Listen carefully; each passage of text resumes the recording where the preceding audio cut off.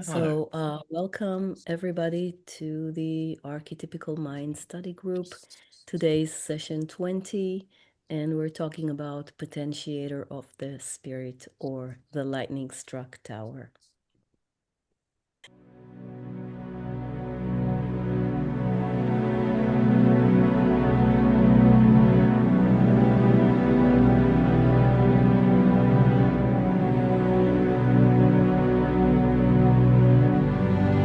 Love before me, love behind me, love at my left, love at my right, love above me, love below me, love in me, love in my surroundings, love to all, love to the universe.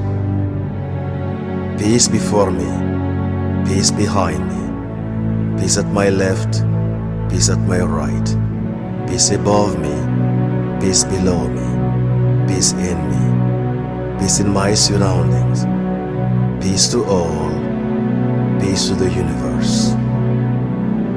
Light before me, light behind me, light at my left, light at my right, light above me, light below me, light in me, light in my surroundings, light to all, light to the universe. We thank the one infinite creator for this opportunity to serve, to know ourselves, to accept ourselves, and to become the creator. Let our hearts be filled with gratitude to those of Ra for bringing us the archetypes as a tool for this inner work, and those of Quo for extending our knowledge of these tools. We extend our gratitude to the channeling team at LL Research for bringing us this knowledge. We invite Quo to join us in this working. We also invite our guides, our higher selves, and the ascended masters to grace us with your presence and to show us what we need to know. May all beings find what they truly seek. Amen. Okay, so who's going to start us off today? It's going to be Andy and Elaine reading the quotes. Okay. Andy, do you want to start? Sure. Thanks. Session 7811. The matrix of the spirit is what you may call the night of the soul or primeval darkness. Again, we have that which is not capable of movement or work. The potential power of this extremely receptive matrix is such that the potentiator may be seen as lightning. In your archetypical system called the tarot, this has been refined into the concept complex of the lightning-struck tower. However, the original potentiator was light in its sudden and fiery form, that is the lightning itself. Let us go back to that lightning-struck tower and look at its significance again. Within your next decade or two, this transformation will have taken place. This is the time to acknowledge fully the need to learn the ways of the self, to become more and more familiar with the thoughts of the heart, with an eye to working with these thoughts, to accentuating the tendency toward positivity, towards compassion, towards tolerance, towards creativity, towards hope and faith. For that which has crashed your tower of the physical world and brought it down is a very literal symbol of an archetypal process. The matrix of the spirit in this tarot system is called the devil, and the lightning-struck tower is the potentiator of the spirit.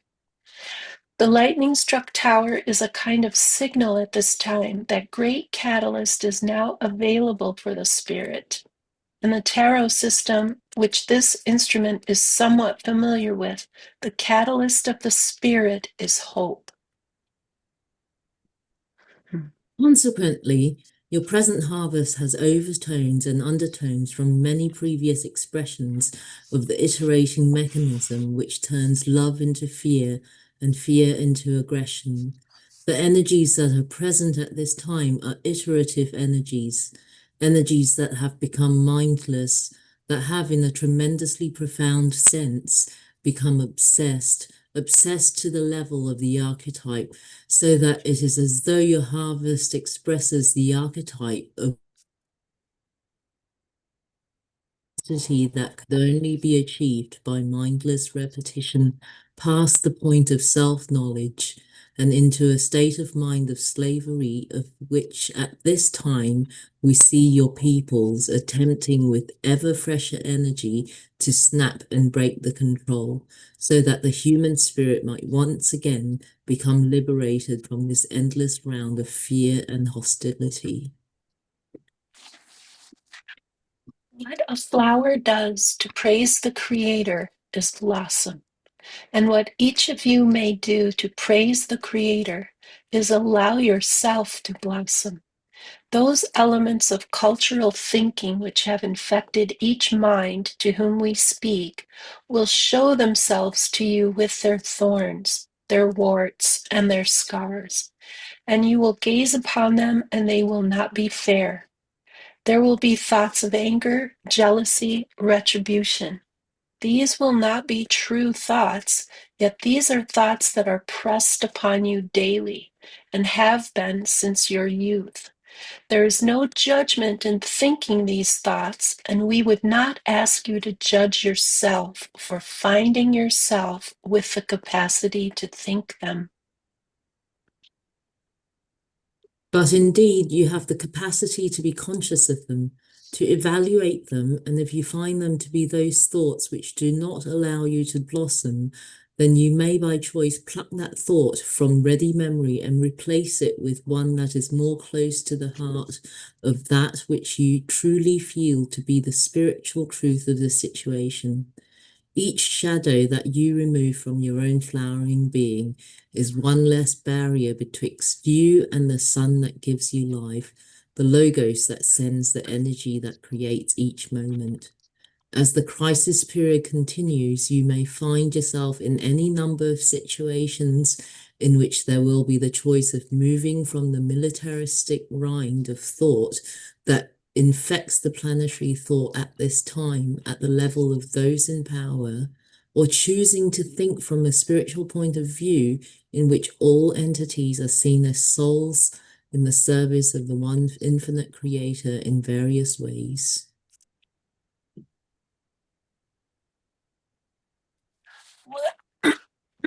What we would like to suggest to you is that every event that occurs within your experience is an opportunity for working on integration on many different levels simultaneously. You are a mind, a body, and a spirit, all simultaneously arranged in a unit, if you will, that is both deeply, deeply integrated and deeply, deeply disintegrated or shattered. There can be no more shattering experience than that of becoming incarnate in third density. So shattered are you that it is difficult to reach even for the connecting thread that allows you to say, this is who I am. This is what I stand for. This is what I will be. That circumstance of being shattered, however, is fully intended, for as one who incarnates in third density, you are asked to do a certain work for the creation itself. The work you have before you is one of becoming integrated, one of becoming one who can stand your ground and say, this is who I am. This is what the creation means in me, to me, and for me, that I may be in it, to it, and for it, in the clearest and most helpful way that I am able. When you undertake this process, my friends, you are not simply harmonizing the various elements in your own life, but you are taking energies that have become ambient in your environment, energies that come to you in a vast variety of ways, some of it merely by rumors of war, and bringing these energies into a condition where they may be integrated, or as we prefer to say, as they may be healed, for disintegration is as a wound. The creation itself, may be seen to be a wounded one if you reflect upon the separation that seems so pervasive throughout it. All healing is fundamentally a healing of separation. The phrase chewing over is one we used on purpose because there is a way to consider that which is incoming.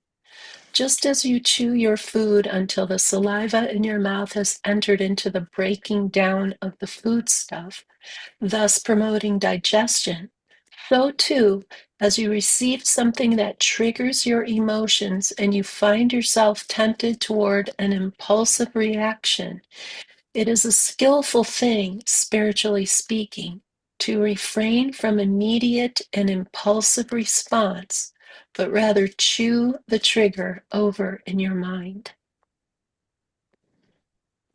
Perhaps the trigger is an old friend, one you recognize as having been able to offer you catalyst in the past. A moment to contemplate the catalyst, and you will begin to work with that catalyst without your having to do anything other than honor and respect the emotional process that has been offered to you. You may consider whether you wish to move with the response that impulsively came to you. Perhaps you do, but you may not. You may find it to be less than your deepest and truest response. So then you have the opportunity to move past whatever pain or suffering was in the trigger that moved you from your previous setting of peace and contentment. It is not that you are looking for better behavior from yourself.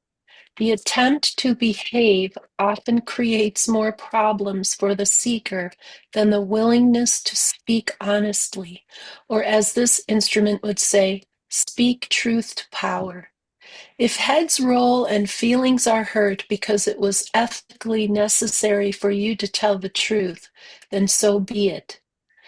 However, there are many times when the initial surface response that has been triggered is not your deeper truth, but rather an artifact left over from your childhood or from earlier in your life when you did not feel supported, cherished, or valued.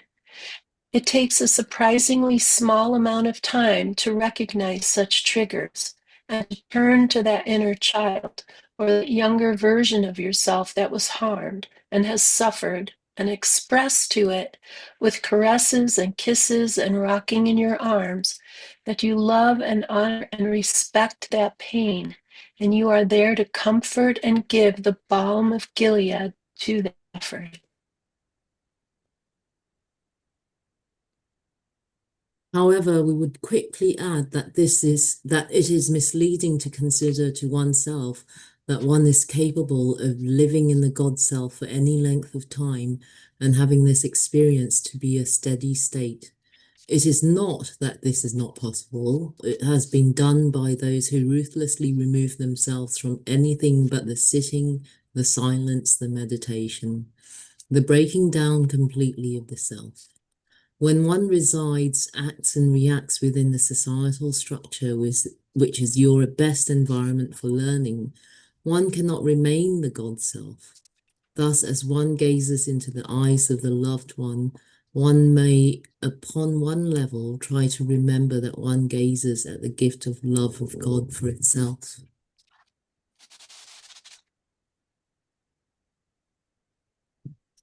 Or as you quoted, as one stands closer to the light, one acts as a greater beacon of that light, embodying that light, exuding that light. Those catalysts and challenges and that devotion to that path further prime the entity to become a clear channel of that light and love. The releasing and breaking down the parts of the self which perhaps blind or confuse the self about its truth, forgiving, allowing the release of the self motivation, the service to self moments, or the more gentle aspects of the self, the moments of selfishness, all of those being released through these challenges, through these catalysts that come with one's journey closer to that light. I am Latwi, and I am aware of your query, my sister. This is in general quite correct, for your unconscious mind extends throughout great spans of what you space and time, and has known the creation of the one infinite creator in ways quite imperceptible to the normal working consciousness. When these experiences of the self which you are become available in what may be called an unbidden fashion, then there is what your psychologists call the breakdown of the personality in one fashion or another. As we have mentioned, it is not truly a breaking down, but an addition to of an awareness which may be seen to be quite non-understandable to the normal consciousness. Let us look at the nature of each of you. Each of you has a heart, a center of being, and in that center of being, beneath all the dust and rubble of sadness and sorrow, pain and suffering, and the petty details of mundane life, lie the fiery jewels of passion, that creative force that sleeps within from the beginning of creation as you know it. For that of you which is of God is passion in its most manifest expression. Thus, passion is not something for which one strives as much as it is something for which one looks within the self. Upon the level of the surface life, upon the level of your mass media and the details of politics and policy, it is indeed clear that your sphere is controlled by the few for the sake of the few and to the detriment of many. Gazing at the earth sphere from the stance of spiritual responsibility or maturity, there is another picture entirely. In this picture, no power is given away to any thought form or actual entity. Rather, each is in relationship with the power, the discipline, and the focus of the self. Insofar as there is no discipline, then there is likely to be very little power. However, your environment is an environment in which the planetary venue was chosen and the ingredients of the life experience of each of you were chosen for an agenda which only peripherally involves the ways of politics, policy, and power. In the outer sense, rather, each of you came here to dig a bit deeper within your particular bit of the Godhead principle, that which you have chosen to filter into incarnational existence within the carriage of the personality shell, welling up within the earthly home of your body, that structure that houses and carries you about. Each of you came here hoping to use the illusion's corrosive and harsh ways to thrash and pound and uncover the jewels of creatorship within the ore of self. Within the rubble of bits and pieces of the shale and of the details of the day and the gravel of what I do for a living, there lie great jewels within each, undiscovered facets of self, undiscovered crystalline formations, nuggets of insight, awareness and realization. Many of these insights are very close to the surface and have been salted within the soil of your most available levels of subconscious mind by the self before incarnation, in order that each of you might have real fruit from the digging, real substance from the probing and the examination of the thoughts of the self. But to be yourself is somewhat of a challenge, simply because there are overlays upon overlays upon overlays of things you think about yourself, things other people think about you that you have taken on as if they were your own, and so forth. Your culture is relentless in its insistence that you think of yourself in narrowly channeled slots of identity. And we encourage you to cast off each and every of the culture, for you are, and each of us in the creation is, an infinite and illimitable being.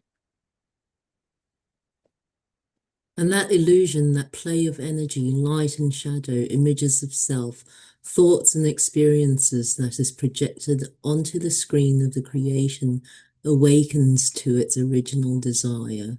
And to use a simple metaphor, makes a U-turn, shall we speak, not projecting outward and journeying outward in the illusory sense of outward, but returning inward, inward to the source out of which the self and creation emerge, to that which became aware, as Ra has indicated, in return to that which is all.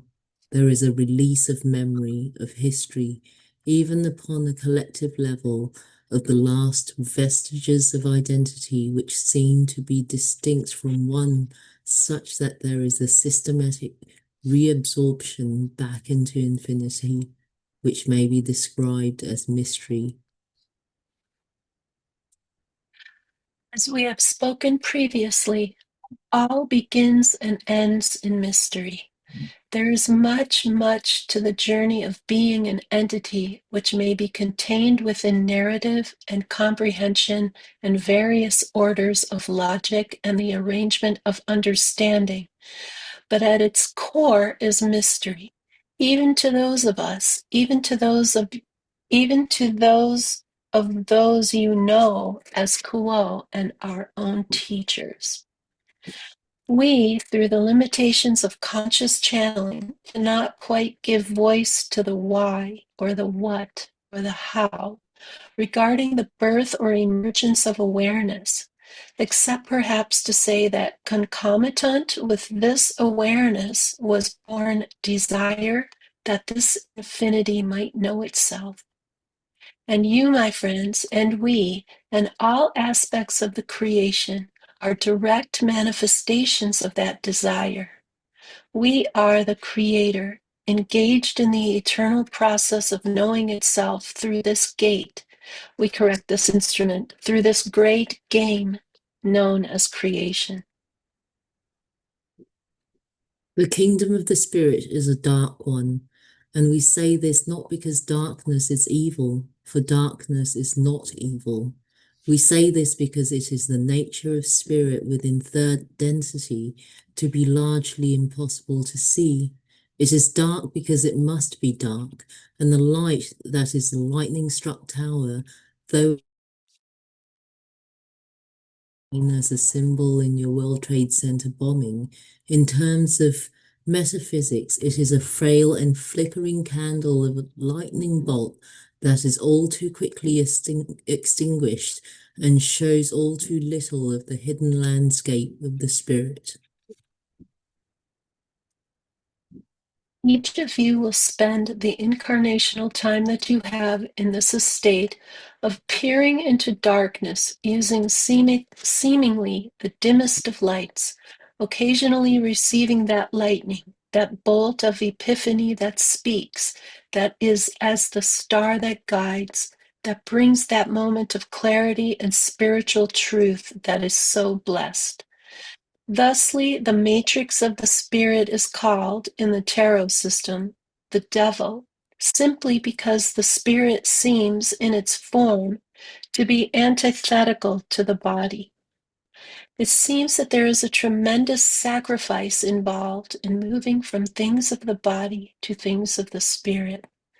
It seems as if one must give up the life in a way when one chooses the life of the spirit, because the life of the world no longer fits, no longer applies. When light has been brought to the spirit, there is tremendous change and transformation that takes place. And there is a death process that goes on as the allegiance and the thinking of the seeker moves from one system or realm or kingdom to another. You are an I am. You're not an I am a philosopher. You're not an I am a recluse. You're not an I am a spiritual failure. You simply are. You always have been. You are now, and you will always be of this one gem-like nature, a crystal, fully faceted, most beautiful, unique to you and to the creation, and infinitely desirable to the creator.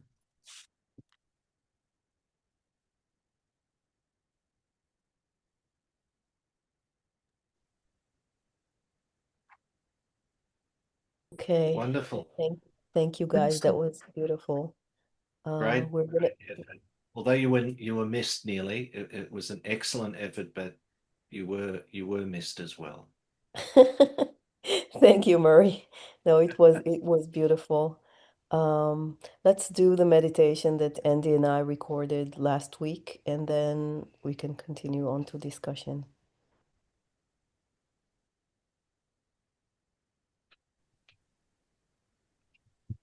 Take a deep breath in,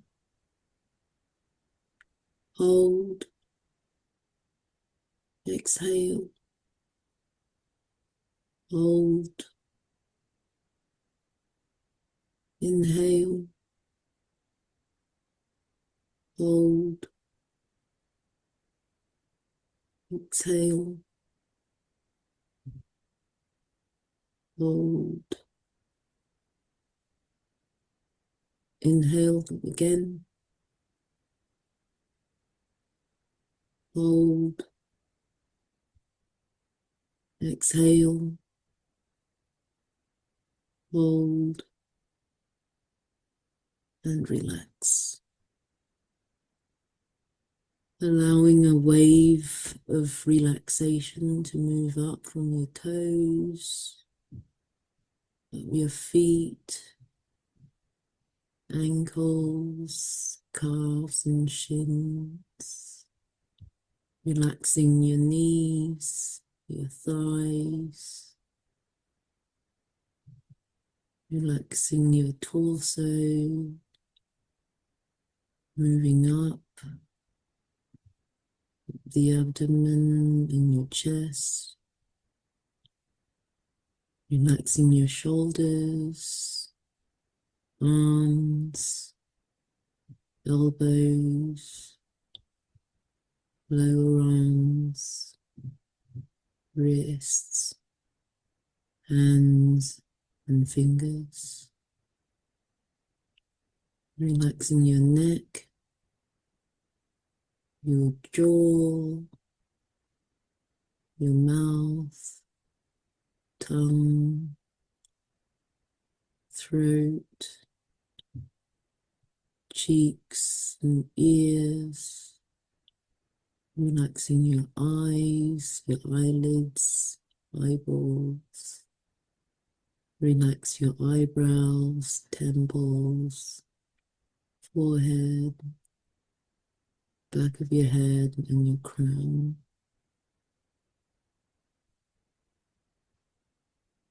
And inviting the light to come in from the top of your head, activating your violet ray energy center,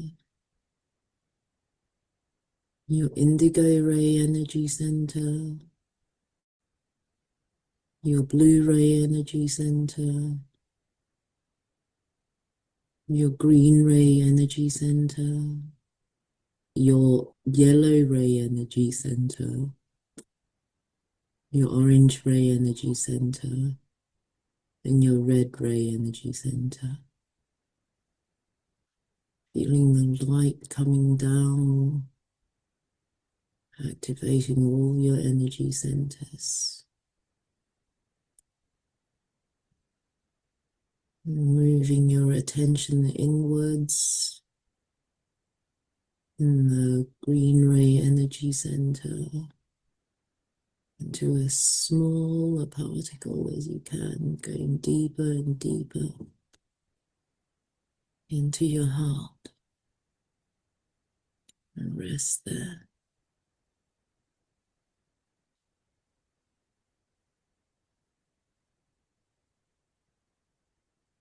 Feel yourself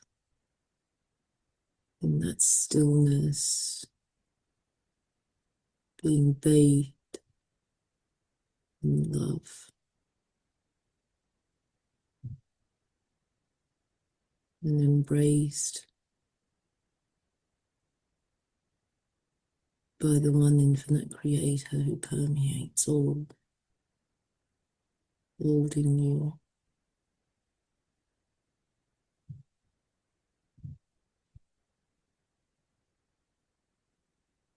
knowing that you're safe.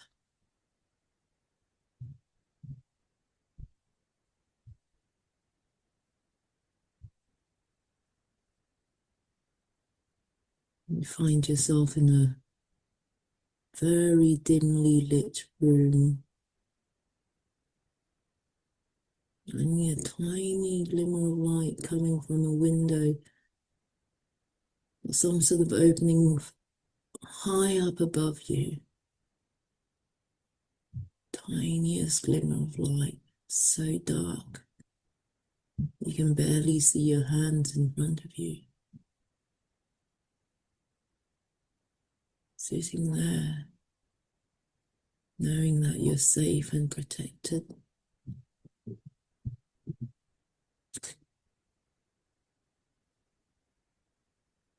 You're inside some sort of tower, structure. As your eyes get more accustomed to the dim lighting, you start to make out inscriptions on every single brick that makes up that structure.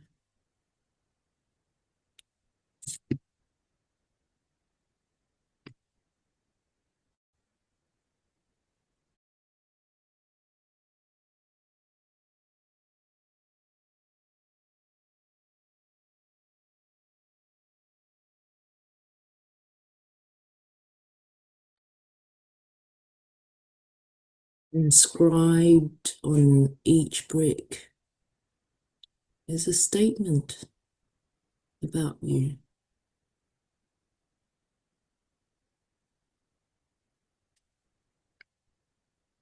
Each brick starts with a statement, starts with the words, I am.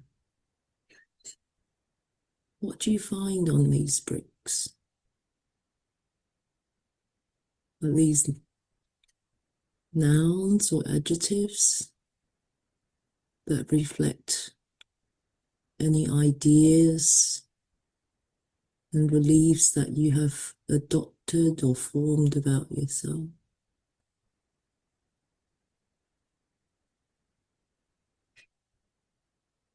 Do they say, I am clever,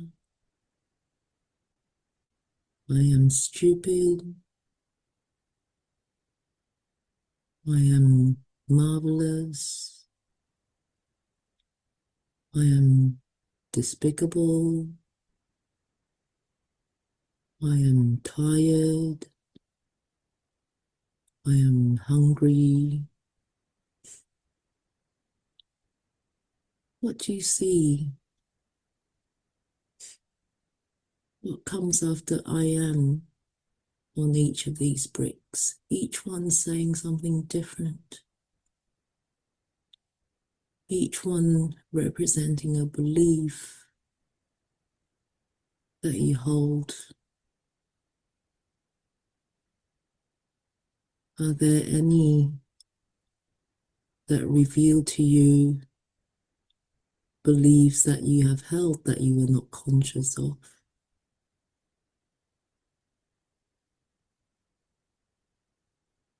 Become aware.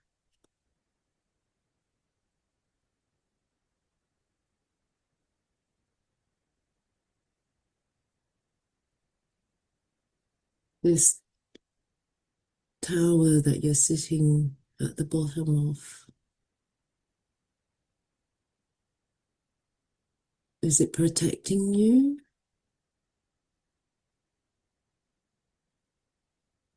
Or is it holding you captive? Or is it both?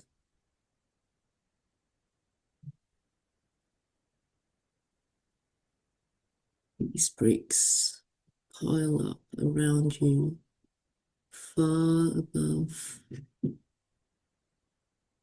what you can perceive in this dim lighting.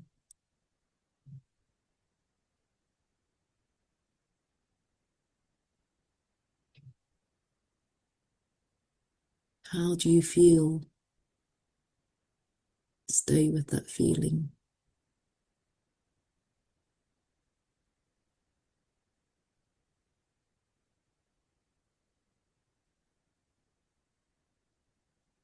Are there any desires that arise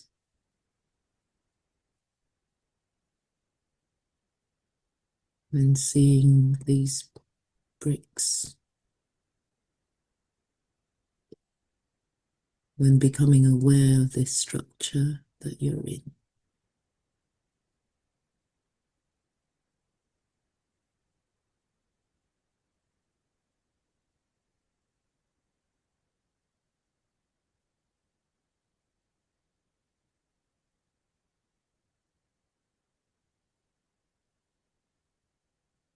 Suddenly, a bright, powerful light strikes the structure and it crumbles all around you. Every single brick tumbles down. Which bricks have fallen and which bricks remain? What's revealed?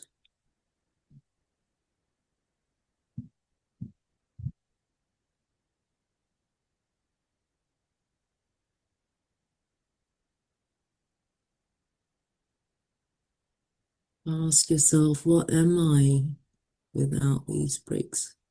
Who is this person standing or sitting at the bottom of these ruins? What remains?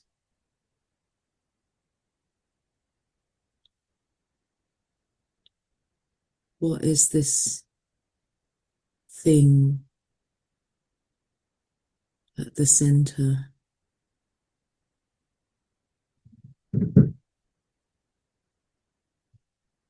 You don't have to have any answers, just marvel at the mystery that it is and sit with it.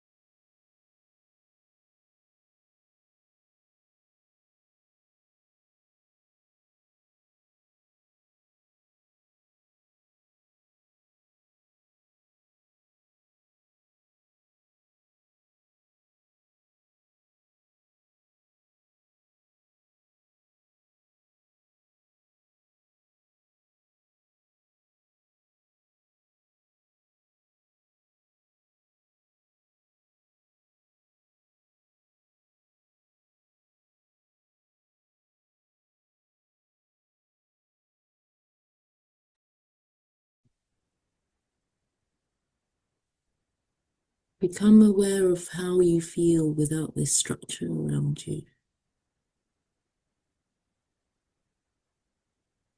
Do you feel vulnerable, fearful? Do you feel free, liberated? Knowing that you're protected by the one infinite creator who dwells within you and permeates everything, even the ruins that you see around you.